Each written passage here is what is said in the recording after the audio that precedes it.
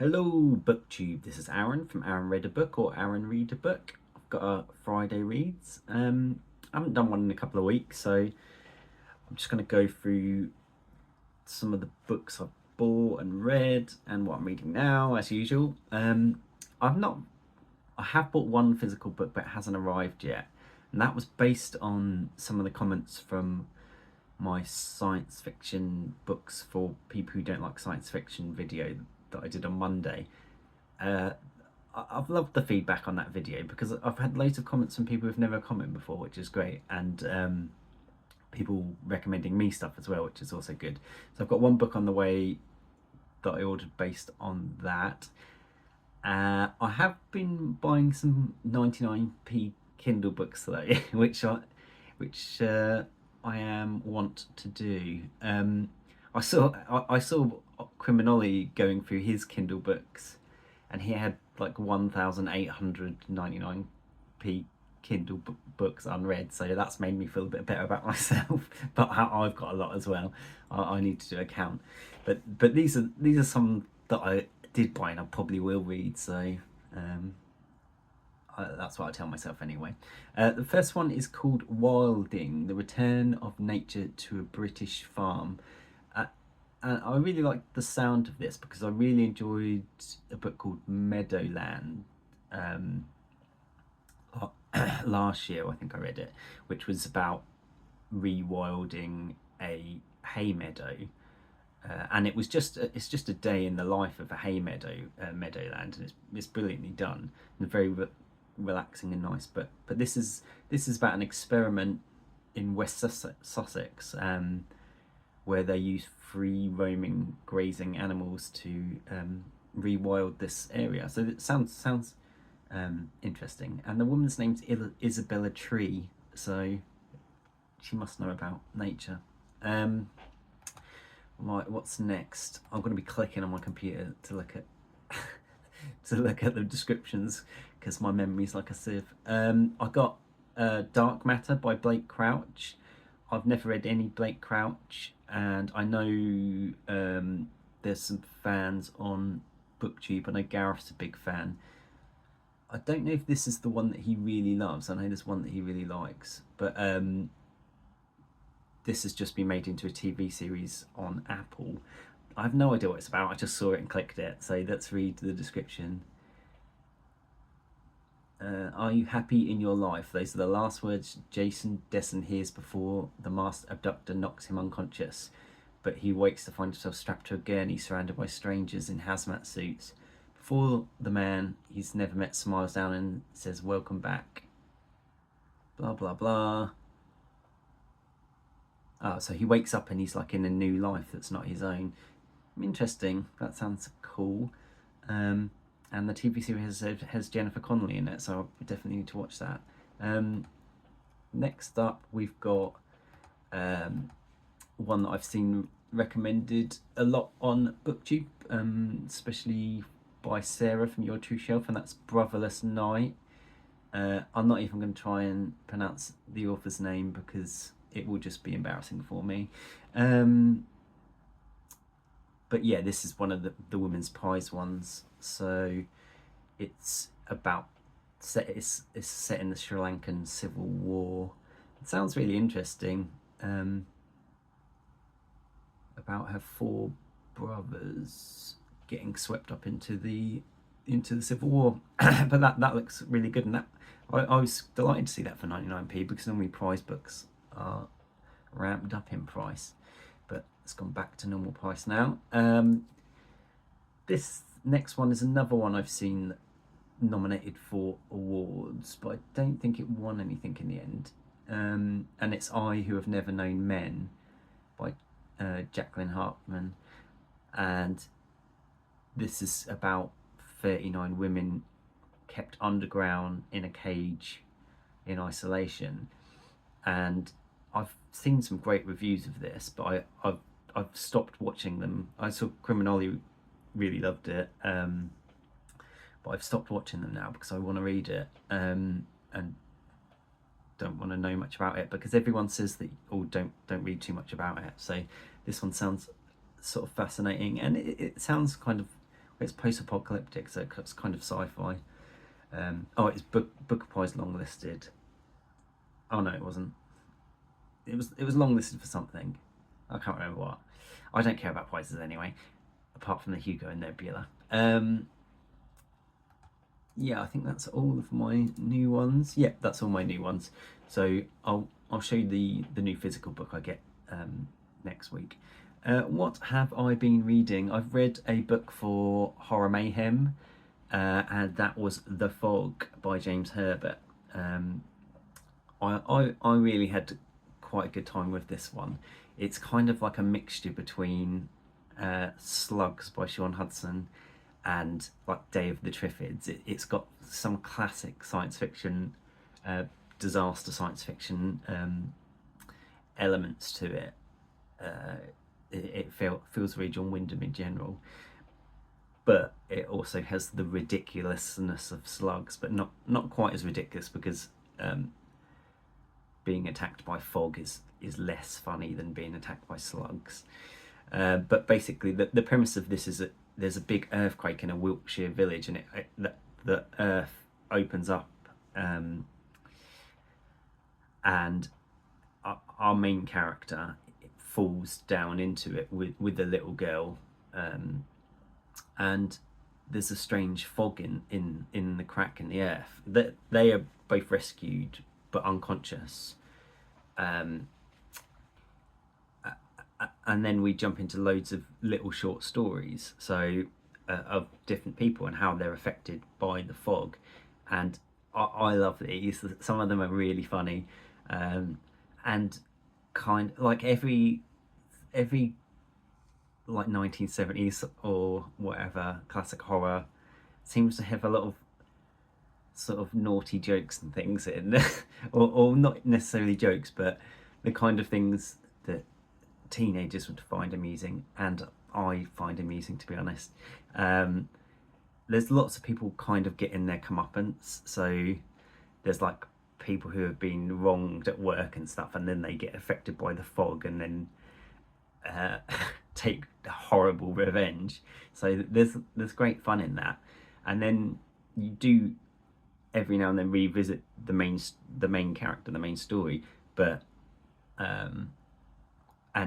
towards the end you increasingly follow the main character, and like John Wyndham, there's always a romance. So there's a romance between the main character and his girlfriend, and they both get affected by the fog at different times. And our main character is kind of cured, so he's like the answer to the fog, because no one else is everyone else staying mad once they've been affected by the fog. Yeah, so it was a lot of fun. I found it better written than Sean. I think he's a better writer, Herbert, than Sean Hudson, so that was nice. But it wasn't quite as fun for me, because just people being attacked by slugs is so funny. But I do want to visit James Herbert's more famous novel, which is The Rats. So I'm guessing that is more similar to slugs, but I really like rats as pets and animals, so I'm interested in that. And there's some great covers of the rats. I want to find an old vintage copy. Yeah, so that was a lot of fun for Horror Mayhem. I don't know if I'll get time to do another horror one, because I'm doing all sorts now.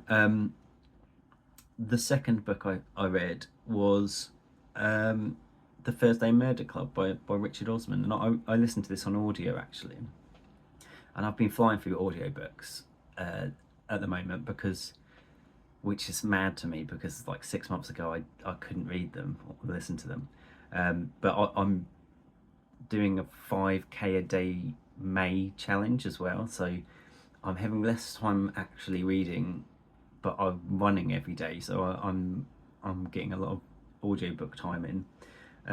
But yeah, again, this was a really enjoyable book. I am always a bit worried about when someone from TV that you like writes a book and you read it, because I've read a lot of stand-up comedians' books, and none of them have been that great.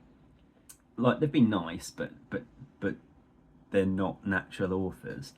And I think Richard Osman is a natural author. He's obviously written a lot for TV, and in he does a little talk with Marianne Keyes at the end of the audiobook, and he says that he kind of made this like a sitcom because it's basically four main characters, and they're all in kind of a retirement community. They're all old people, and there's one character that you get diary entries from, which is Joyce, who's just a brilliant character. And then there's Ron, who's like Red Ron. He's like an old firebrand, left-wing firebrand who's now retired. Elizabeth, who's got a mysterious background but is kind of the driving force of the Thursday Murder Club. She is obviously a spy or something. She was a spy or something because she has all these connections and knowledge of other countries and stuff. And who's the last one? Ibrahim. Ibrahim's not so much in the book, but he's kind of a calming, rational character. And his interactions with Ron are just absolutely brilliant. So the basic storyline is there's two murders. I don't think I'd say who the second one is because it's a bit of a spoiler, but actually there's more than two because there's an old one as well. But they I won't go too much into the story. These characters investigate murders for as a hobby, and they kind of rope two police officers in to the plot as well, and just brilliant characters, brilliant characterization by Richard Osman, which is I think the best thing about a lot of mystery novels.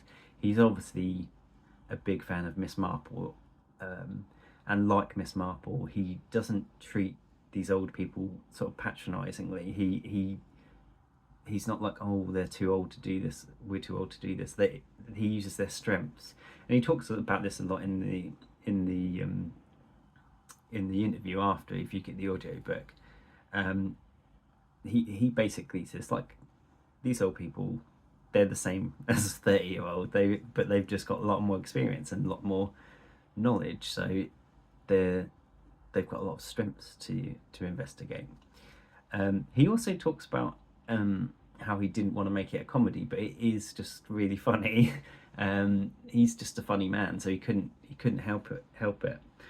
But yeah, really loved this as a first novel in a series, and I definitely will continue on with it. I know he's got another one coming out soon, and he's kind of like the Thursday Murder Club book cover kind of set a trend. Like every murder mystery now looks like the Thursday Murder Club cover, but this new one, he's kind of gone retro 80s horror, so it should be interesting. And this new one's not a Thursday Murder Club one as well, so I would definitely be reading as many of his books as I can get hold of. So yeah, I really enjoyed that, and I think like everyone's read that book, and it's just been a massive hit. What am I reading now? I'm reading Constantinople, The Last Great Siege by Roger Crowley. This is a kind of narrative retelling or telling of the last siege of Constantinople. I love Roger Crowley. He just writes history books that I like reading, an adventure novel, and I'm not too far in, but it's not very long, and so far I'm just learning about the history of Constantinople and growing into the sort of players who are taking part in the siege, their backgrounds. Super interesting. I can see why so many people are fascinated by the city, because it's had a mad history, and it's very incredibly multicultural. But yeah, and it's all set up to be interesting. I don't want to read too much about it because it seems like such a hard city to take, that I'm interested in how they did it. But yeah, really interesting. This one's for Historathon. And the audiobook I'm reading is, or listening, I keep saying reading, it's listening to, is Me Talk Pretty One Day by David Sedaris. And I have read this before, like 7 years ago, but it was one of the first audiobooks I've ever bought, and I couldn't deal with it. I struggled with it, and I couldn't listen to it, so I bought the book and I read the book, and I really enjoyed it. But I really like, even at the time, although I couldn't concentrate on it, I really liked David Sedaris's storytelling as a narrator, just because he has also, this book is a lot about his speech impediment, especially at the beginning, and how that affected his school life and stuff. So it's better to have him talking, because he can tell you like what the speech impediment sounded like and everything. But it's already really funny. I love this is the only David Sedaris one I've ever actually read, but I remember really enjoying it, and I'm loving it so far. So that's everything I've been up to. Let me know if you've read the First Day Murder Club and you enjoyed it. Have you read the next ones? Are they as good? Have you read any James Herbert? Yeah, have you read The Rats? Or The Fog? And any of those new ones that I've just bought on Kindle? I'm sure a lot of you have read Brotherless Night and I Have Never Known Men, because they're quite new. But I know there's a lot of nature book fans out there as well, so Wilding, I'll be interested if anyone's read that. Yeah, have a good one, BookTube. Bye bye.